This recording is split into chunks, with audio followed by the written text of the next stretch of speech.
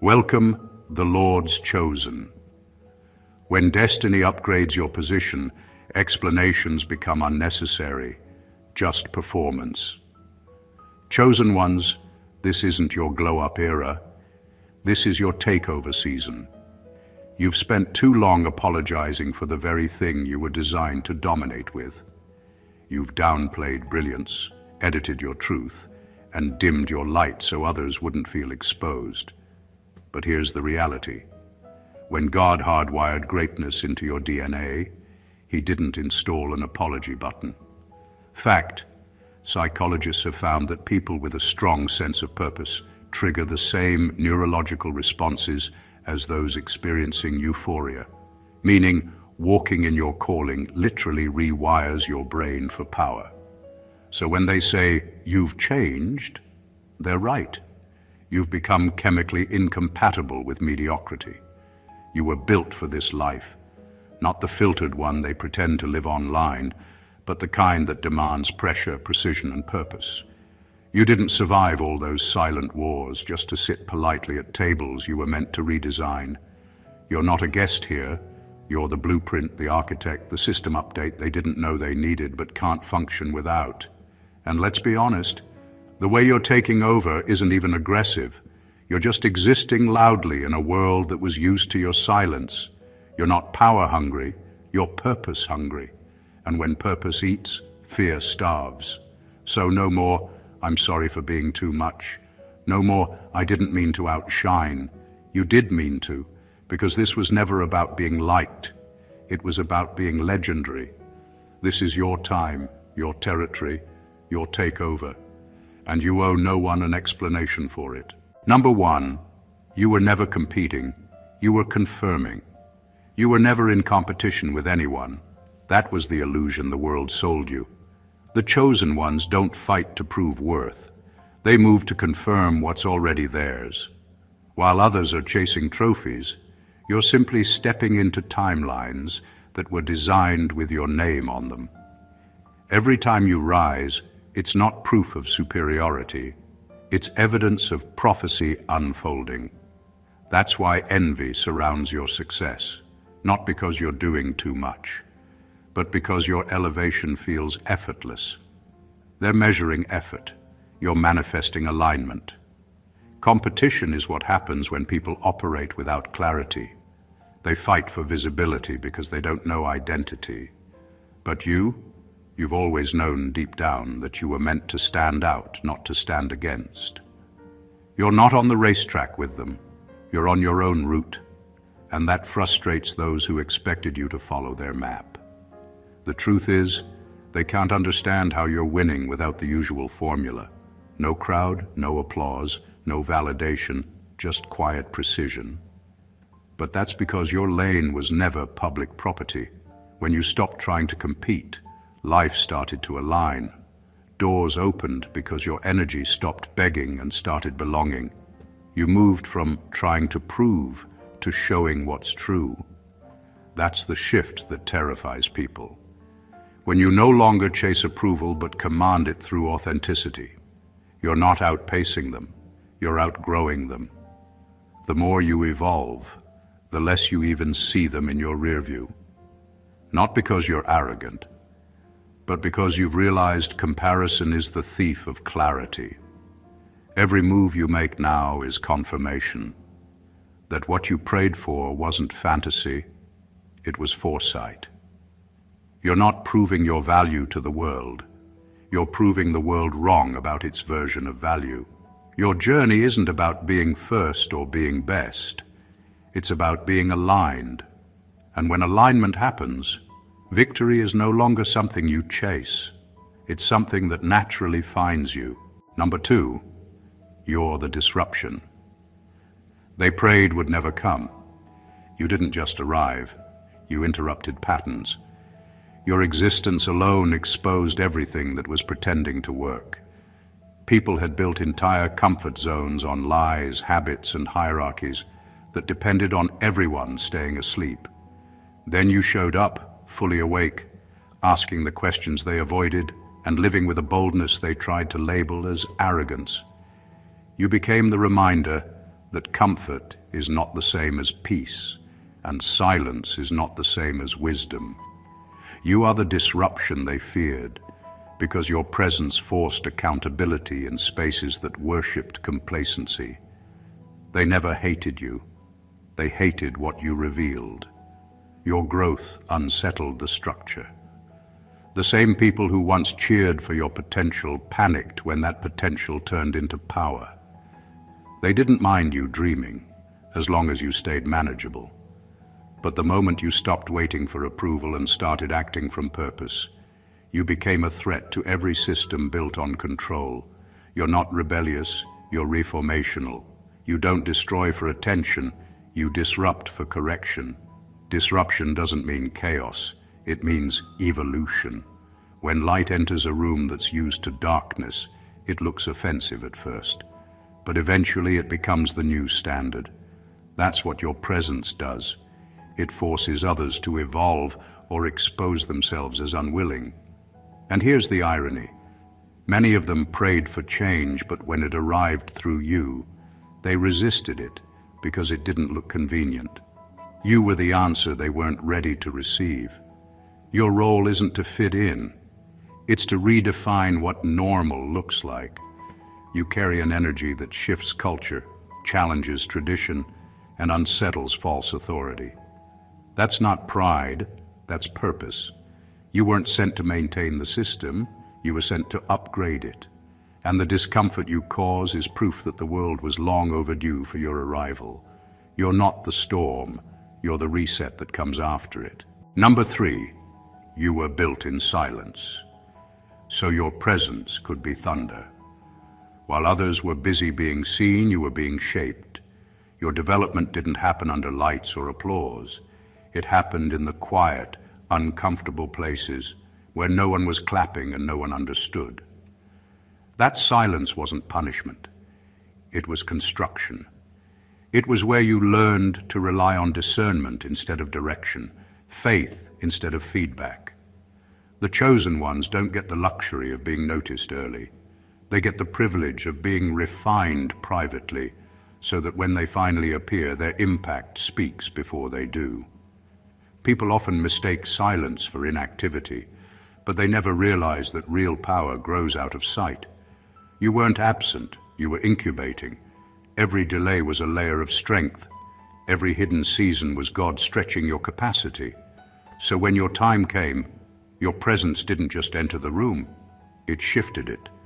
That's why when you move now, it feels like thunder. You didn't make noise for attention.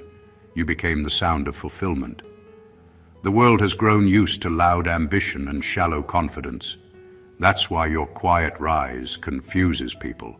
You're not chasing clout, you're carrying command. You don't talk about what you'll do, you just do it, and the results echo louder than any announcement could. Those who underestimated your silence are now struggling to process your volume. Because when something has been built in private with patience, wisdom, and resilience, it doesn't need an introduction, it needs space. You are living proof that unseen seasons are not wasted seasons. They're divine training grounds. You learned in the shadows what others will have to learn under pressure, and that's why your success doesn't shake you. It fits you. You didn't stumble into this, you were sculpted for it. Your silence wasn't weakness, it was strategy. And now, the thunder they hear isn't noise. It's the sound of purpose finally taking its rightful place. Number 4, leadership isn't permission, it's possession. Real leadership doesn't start when people vote for you. It starts when life anoints you. You don't lead because they chose you. You lead because destiny already marked you. True authority doesn't come from titles, approval, or hierarchy. It comes from ownership. You don't need permission to step into what's yours. You only need to recognize that you've already been carrying what others are still trying to qualify for. Leadership isn't about being in charge. It's about being in alignment with what you were born to do. The reason you lead differently is because you never had the luxury of being told you were ready. You learned on the move. You didn't climb ladders, you built them. Every mistake taught you stewardship, every setback taught you strategy, and every rejection taught you resilience. That's why your authority doesn't sound like pride. It sounds like peace. Because when you truly possess something, you don't have to prove it. It simply flows through you. People who misunderstand purpose think leadership is granted by consensus. But chosen ones know leadership is claimed through obedience. When you follow your calling long enough, you automatically rise to the top of environments that once tried to silence you. The same people who ignored your voice eventually start echoing your words. That's not coincidence. That's possession. It's what happens when you move from waiting for approval to walking in divine assignment. You were never meant to ask, "Am I ready?" You were meant to realize you already are. The world will always hesitate to crown someone who refuses to conform, but that's exactly what makes you qualified. You don't lead to be followed. You lead to awaken others. And when destiny claims you, you can't go back to being ordinary. Because you're not holding leadership anymore. Leadership is holding you. Number 5. The spotlight isn't a reward, it's an obligation. Being seen was never about vanity. It was about responsibility. You weren't designed to stay small just to make others comfortable. The spotlight isn't something you earn after proving yourself. It's something you step into because your purpose demands it. You don't chase visibility to feed your ego. You embrace it to fulfill your assignment. The world can't benefit from what you hide, and your silence doesn't make you holy. It makes you unavailable to the very people you were sent to impact. Chosen ones often confuse humility with invisibility. They think staying quiet protects their purity, but in truth, it restricts their purpose. You can't inspire from the shadows. Playing small doesn't honor God. It insults the greatness He placed in you. When you were given gifts, it wasn't just to feel special. It was to serve as a solution. That means being seen isn't a luxury. It's a requirement.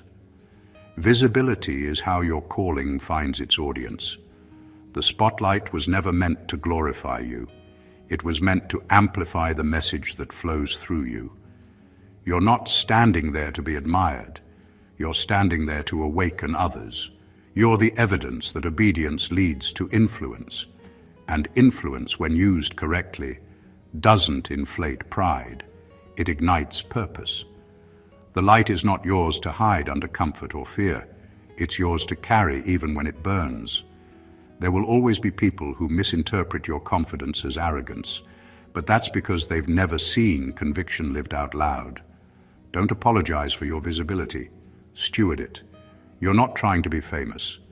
You're trying to be faithful. The spotlight doesn't mean you've arrived. It means you've accepted your assignment. And when the chosen ones finally step forward, the world doesn't just see them. It sees what obedience looks like when it refuses to stay hidden. Number 6, you were built with a different material. There's a reason you don't collapse when life gets heavy. You weren't shaped in comfort. You were forged in fire. While others were being molded by convenience, you were being strengthened by conflict. Every storm that tried to break you only revealed what you were truly made of. You didn't become strong by choice. You became strong by necessity. Pain didn't destroy you. It refined you until what was left wasn't weakness, but endurance. The chosen ones are built differently because their blueprint includes resistance. You learned early that not everyone could carry what you carry, and that's not arrogance. It's awareness. Pressure exposes composition. When life squeezed others, they cracked because they were made of what felt good, not what could last. But you were constructed from lessons, loss, and persistence. That's why your silence is steady and your presence unshakable. You've survived things that don't make sense to anyone else, and yet you keep moving with grace. What others call too much is simply the weight you were designed to handle. You don't crumble under criticism or rejection because you stop needing applause to stay motivated. Your resilience comes from experience, not encouragement. The same fires that made them fearful taught you focus. You've endured isolation, betrayal, and pressure that would have dismantled most people, yet you came out more grounded, more certain, more aware of who you are. You were never fragile. You were foundational. That's why people rely on your strength but rarely understand it. They see the calm but not the construction. They don't know how many versions of you had to fall apart so that this one could stand firm. You weren't built to fit in. You were built to withstand. And when life tests your structure again, remember this: what breaks others only reminds you of the quality of your design. Number 7, you're not rising, you're remembering. What feels like elevation to others feels like recognition to you. You're not becoming someone new. You're returning to who you've always been beneath the noise, doubt, and conditioning. The chosen ones don't discover greatness. They remember it. That's why certain breakthroughs feel less like surprise and more like confirmation. It's not pride. It's déjà vu. Your soul has walked this road before, and every step you take now is simply catching up to what's already been written about you. You were born with a knowing that never fit into logic. You've always sensed there was more. Not because you were chasing superiority, but because you could feel the misalignment of playing small. The world tried to convince you that confidence was arrogance and that humility meant hiding. But remembering who you are isn't arrogance. It's awakening. You're not inflating your worth. You're finally refusing to understate it. Every time life stripped something away, it wasn't robbing you. It was revealing you. Each setback removed another layer of illusion until what remained was pure identity. That's why you can now move with quiet certainty instead of loud ambition. You're not trying to prove anymore. You're walking in remembrance. When others see progress, you see return. And that's the difference between the chosen and the conditioned. The chosen don't climb ladders. They reclaim levels. Every door that opens feels oddly familiar because your spirit already owned the room long before your feet got there. That's why your peace deepens, even as your influence grows. You're not intimidated by success because it doesn't feel foreign. It feels like home. You're not rising. You're remembering. You're recalling the strength, wisdom, and authority that was always part of your design. And once remembrance turns into awareness, there's no going back to pretending you're ordinary. The world calls it evolution. Heaven calls it recognition. Number 8, every attack was a curriculum. You didn't just go through pain, you learned from it. Every attack, every betrayal, every misunderstanding became a lesson that shaped your mastery. While others were busy complaining about what went wrong, you were quietly collecting data. You were studying human behavior, patterns, intentions, and energy. You were learning what words couldn't teach, how to see through deception, how to protect peace, how to rebuild without bitterness. You didn't just survive storms, you studied them until you understood how to walk through rain without drowning. That's why your perspective is different now. You don't panic when conflict comes, you analyze it. You've seen enough to know that every opposition carries information. Every rejection revealed who was never meant to stand beside you. Every betrayal exposed where your boundaries needed reinforcement. Life was never punishing you. It was training you to lead from a place of wisdom instead of wounds. You graduated without a ceremony because your growth happened in private. The chosen ones are never taught through comfort. They're taught through combat. You learned that loyalty isn't proven by words, that discernment is more valuable than charisma, and that solitude isn't loneliness. It's strategy. Each battle reshaped your mindset, refined your focus, and rewired your instincts. You can sense manipulation before it's spoken and see red flags in smiles that used to fool you.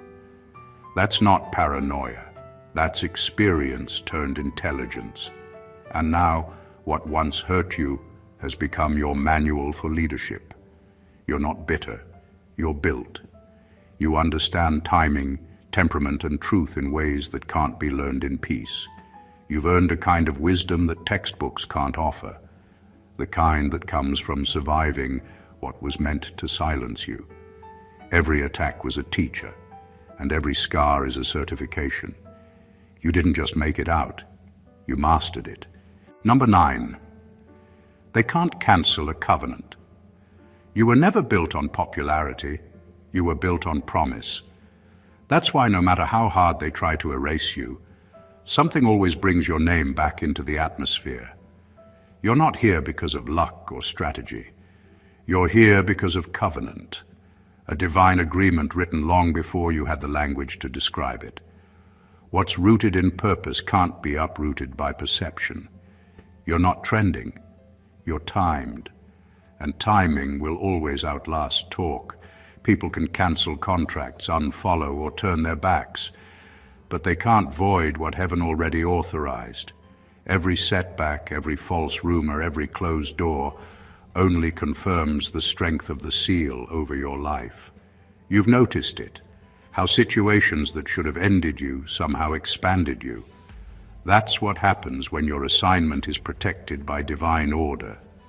The attacks don't stop the plan, they activate it. What they meant for exposure ends up becoming elevation. You were never depending on their approval anyway. The chosen ones operate under a different system, one that doesn't require applause to stay in motion. When your steps are directed by purpose, resistance only refines you. You don't need everyone to understand the agreement that sustains you. You just need to keep walking like it's still valid, because it is. Heaven doesn't cancel what it created simply because earth got uncomfortable. That's why every attempt to discredit you eventually becomes proof that you can't be dethroned. You're not held up by reputation, you're held up by revelation. Your destiny isn't fragile, it's fortified. And no algorithm, gossip, or human opinion can override a spiritual signature. So don't waste energy trying to defend what God already declared. The covenant still stands, and the evidence is you, still chosen, still standing, still unstoppable. Number 10. Comfort zones are cages for the chosen. The chosen ones were never built to stay where it's safe. The moment you get too comfortable, life starts shaking the ground beneath you, not because you did something wrong, but because you've outgrown where you are. Comfort feels good, but it slowly traps potential. You can't move mountains while sitting still. The peace you seek doesn't come from silence or stillness. It comes from motion, from stretching into spaces that scare you, from saying yes to assignments that feel bigger than your qualifications. Discomfort isn't a sign of punishment. It's confirmation that you're in transition. You were wired to expand, not to exist in repetition. Every time you settle, something inside you starts to rebel. That's your spirit reminding you that you were meant to influence, not to idle. People might call it restlessness, but it's really recognition, your soul identifying that your environment no longer matches your evolution. The chosen can't stay stuck for long, because stagnation suffocates their purpose. Growth demands movement, even when it's uncomfortable, uncertain, or misunderstood. The truth is your comfort zone feels peaceful because it's predictable, but purpose doesn't live in predictability. It lives in progress. Every great shift in your life came after a season of unease. You had to lose, leave, or leap for the next version of yourself to emerge. God doesn't use comfort to confirm calling. He uses challenge. That's how he stretches capacity and strengthens trust.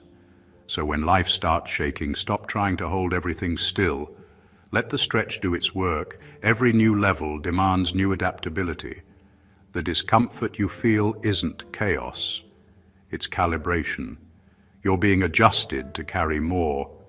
The chosen can't grow inside cages. even if those cages feel cozy. You weren't built for comfort. You were built for conquest.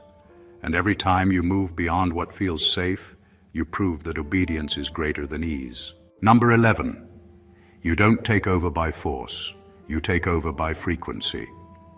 True power doesn't scream for attention. It shifts the atmosphere.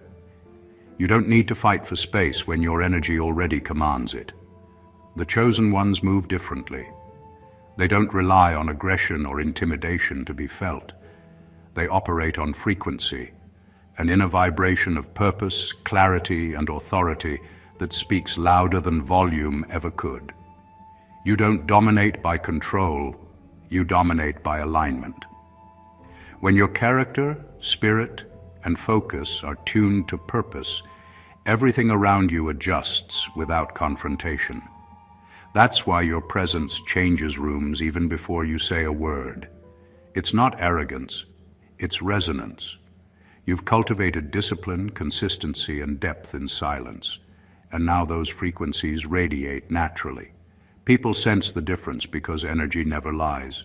It's the quiet confidence of someone who no longer needs validation to confirm power. You're not trying to prove dominance. You're embodying it. That's what separates influence from authority. One demands attention, the other attracts it effortlessly. You've learned that force creates resistance, but frequency creates recognition. You don't need to argue for your place when your vibration already signals ownership. Every goal you've achieved, every battle you've won, was less about pushing harder and more about aligning deeper. When your actions, words, and intentions move in harmony, the universe cooperates with your rhythm. That's what real takeover looks like. Not forcing doors open, but walking through the ones that swing wide because your energy matches their key. Power isn't noise, it's presence. It's the stillness that unsettles mediocrity, and the calm that carries certainty. When you operate from frequency, you don't have to chase opportunities. You attract them. You don't have to convince anyone. Your consistency does the speaking. The chosen don't overpower, they overtone. And when your frequency is pure, even silence becomes influence. Number 12. The system feared you before it knew you. You were marked as a threat long before you had a platform. The resistance you faced wasn't random. It was recognition. The system could sense your frequency before you ever made a move. It saw your pattern, your potential, your inevitable rise, and reacted with defense mechanisms disguised as rejection. Every closed door wasn't personal, it was protective. Not of you, but of them. Your very existence exposes imbalance, and that's why systems built on illusion move to block you before you can even speak. They felt something different about you, the way you think, the way you question, the way you refuse to blend. Institutions, industries, even individuals are wired to preserve order, and your authenticity threatens that order. You were never meant to fit into their structure. You were sent to reveal its cracks. So when opportunities missed you or rooms didn't open, it wasn't failure. It was confirmation that your influence couldn't be contained there. You're not supposed to enter through the front door. You're supposed to redesign the whole building. Heaven's favor often looks like earthly resistance. When you're chosen, opposition doesn't come because you're weak. It comes because you're inevitable. The system's early rejection was simply proof that it sensed what was coming. It's a spiritual law. Anything not built to handle truth will try to silence it. But the more they tried to suppress you, the more your identity solidified. Pressure only sharpened your edge. Delay only built your depth. They feared you before they knew you because destiny gives off a signal that can't be disguised. Your energy disrupts false hierarchies and exposes shallow authority. That's why you were isolated, because power recognizes power, even in potential form. The system's resistance wasn't your failure, it was its confession. It knew you were coming to rewrite the rules, not obey them. And that's exactly how heaven confirms threat level, through early opposition to inevitable purpose. Number 13. You're not a replacement. You're the reset. You weren't sent to fill someone else's shoes. You were sent to redesign the entire path. You don't continue what's been done. You correct what's been normalized. The chosen ones are not substitutes for the old system. They are the reboot. You came to end cycles, not extend them. That's why life has never allowed you to fit neatly into tradition. You weren't meant to maintain what's broken. You were meant to rebuild it from the ground up with truth, integrity, and clarity as your foundation. You don't inherit dysfunction, you interrupt it. Where others saw legacy, you saw limitation.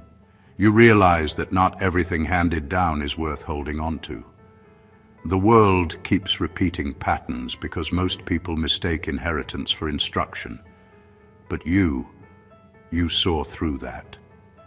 You understood that repetition without revelation keeps people bound. That's why your journey feels heavier. You're carrying the responsibility of realignment. You're not just making progress for yourself, you're resetting the blueprint for everyone connected to you. Being the reset means losing comfort but gaining clarity. It means walking away from systems that praise tradition but punish transformation. It means being misunderstood by those who worship what you were sent to replace. You don't dismantle things out of rebellion. You do it out of reverence for truth. You understand that some structures have to fall for authenticity to rise. And while others are busy preserving appearances, you're busy birthing accuracy. You're not the next version. You're the new standard. What ended with others begins again through you. The lineage, the mindset, the environment, all of it gets rewritten under your leadership. You were never meant to repeat history. You were meant to reset it. And that's why your presence doesn't just change the atmosphere, it changes the architecture. You're not continuing the story. You're starting a new chapter where truth finally takes its rightful place. Number 14, dominion is your default. You were never meant to tiptoe through life as if greatness was borrowed. Dominion has always been your natural state. You don't have to apologize for thriving, for leading, for winning. You were built to. When God stamped your identity, He didn't create you to survive systems. He created you to govern them. That's why you've always felt uncomfortable shrinking yourself, because every time you do, you're working against your original design. You weren't made to blend in with average. You were made to bring alignment where chaos once ruled. Taking over doesn't make you arrogant. It makes you obedient. Dominion isn't about ego. It's about execution. It's the restoration of divine order through your hands, your vision, your presence. The chosen ones don't crave control. They carry correction. You're not here to rule people. You're here to rule the atmosphere, to bring clarity where confusion reigned, to introduce excellence in places that tolerated mediocrity. Your success is not a threat to humility. It's a statement that obedience works. People who misunderstand purpose will try to guilt you into playing small as if peace and power can't coexist. But true peace is born from proper positioning. When you operate in your authority, everything around you finds balance. You're not thriving because of luck. You're thriving because you're finally walking in your rightful rhythm. Dominion is not about having everything. It's about mastering what's yours. You don't have to prove that you belong at the table. The table exists because of your presence. Every space you enter elevates simply because you bring order to it. You don't need to compete for authority. You are authority. And once you understand that, the need to explain yourself disappears. Dominion isn't something you chase, it's something you carry. It's not pride, it's placement. You were never out of line, you were just ahead of time. Conclusion. You've walked through every point, not as theory, but as revelation. From understanding that you were never competing but confirming your purpose, to realizing that every attack was a curriculum, every closed door a sign of inevitability, You've come to see the truth of who you are. You're not rising, you're remembering. You were built in silence so that your presence could be thunder. You carry dominion as your default, and leadership is never permission. It's possession. Every uncomfortable season, every barrier, every doubt was never against you. It was building you, calibrating your frequency, sharpening your discernment, and preparing you to reset structures, not merely inherit them. This is the life of the chosen. You don't need approval, applause, or affirmation from the world. Your energy, discipline, and depth shift rooms before words do. The spotlight isn't a reward, it's an obligation. Discomfort isn't punishment, it's evidence of evolution. And every time people tried to cancel, block, or diminish you, they only confirmed the covenant that secures your destiny. You are not a replacement, not a backup plan, not a second option. You are the reset, the recalibration, the inevitable force that restores divine order through presence, purpose, and action. Now is the moment to walk fully into it. Own it unapologetically. Step forward knowing that what is yours by design cannot be derailed by circumstance. Every step you take echoes not just your story, but the power of alignment, clarity, and divine authority. Your life is proof that the chosen ones don't conform, they redefine. They don't chase, they command. They don't follow, they lead. And when the world finally sees your light, it won't be surprised. It will recognize what it has always been missing. If this message resonated with you and awakened your purpose, make sure you don't let it stop here. Subscribe to the channel for more content that empowers the chosen, like this video to fuel your journey. Comment to share your thoughts and breakthroughs, and share it with anyone who needs the reminder that they were built for greatness. Your awakening is not just personal, it's contagious. Step into it fully, because the world is waiting for what only you can bring. Stay blessed always.